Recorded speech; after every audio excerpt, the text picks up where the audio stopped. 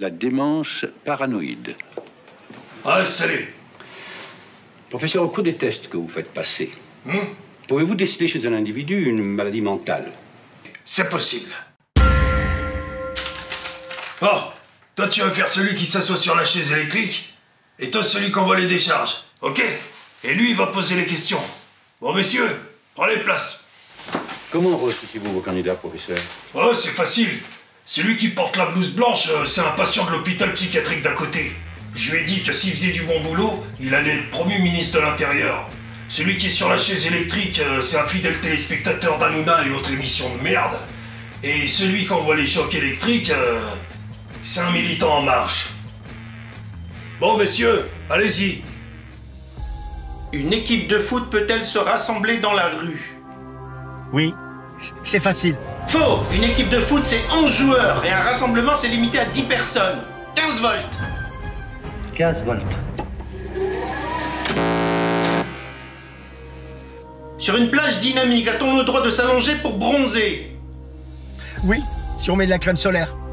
Mauvaise réponse. Sur une plage dynamique, on ne peut pas s'arrêter. Il faut que vous bougiez. On n'a pas le droit de rester assise.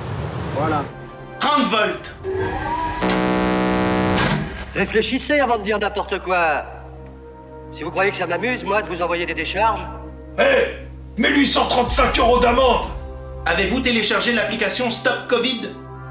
Non, je sais pas comment on fait. Vous croyez sérieusement que ces chocs électriques vont aider M. Rivoli à améliorer sa mémoire? La mémoire de M. Ravioli, on s'en fout. Nous, ce qu'on veut, c'est voir à quel point ces trois individus sont prêts à aller pour jouer à ce jeu débile. Ensuite, la prochaine étape, c'est machine à claque gouvernementale. Les masques obligatoires. Aujourd'hui, Répétez. Vous ne voulez toujours pas répéter? Répétez.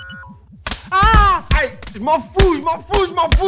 Après, c'est observation du formatage télévisuel. Si vous étiez testé positif au coronavirus, est-ce que vous prendriez de la chloroquine? non.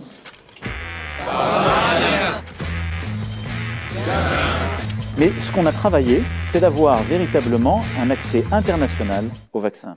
Bien, très bien. Pendant le confinement, applaudir le personnel soignant tous les soirs à 20h, c'était bien. Faut-il manifester avec eux pour réclamer plus de moyens? Je soutiens. Non, c'est pas bien. 130 volts.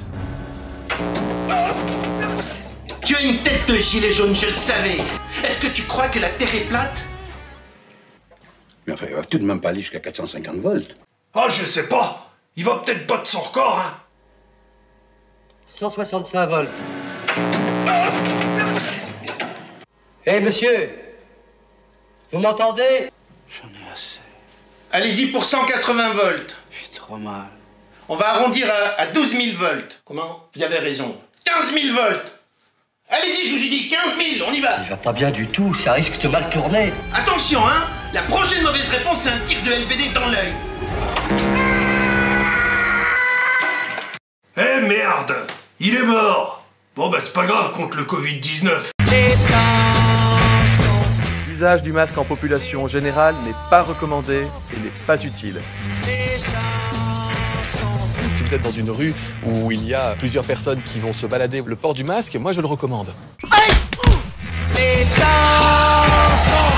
Ce qui porte un masque toute la journée, c'est plein de microbes, c'est dégueulasse.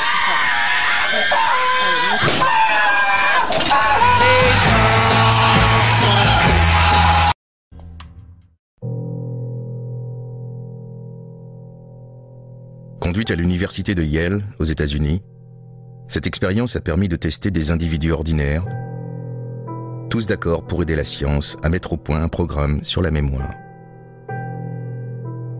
2 sujets étaient convoqués. L'un devait retrouver une bonne réponse sur une liste de mots qu'il devait retenir en 1 minute. Installé dans une petite pièce, il était attaché à une chaise. À sa gauche, un bracelet électrique lui enverrait des punitions à chaque erreur. Plus il se tromperait, plus violent serait le choc électrique. Le deuxième homme était installé dans une autre pièce. C'était à lui de lire les questions et d'infliger les punitions, le choc électrique.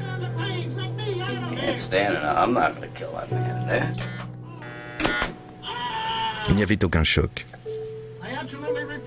Les cris étaient enregistrés. L'homme attaché était un acteur. Le sujet de l'expérience était le questionneur. Jusqu'où allait-il obéir?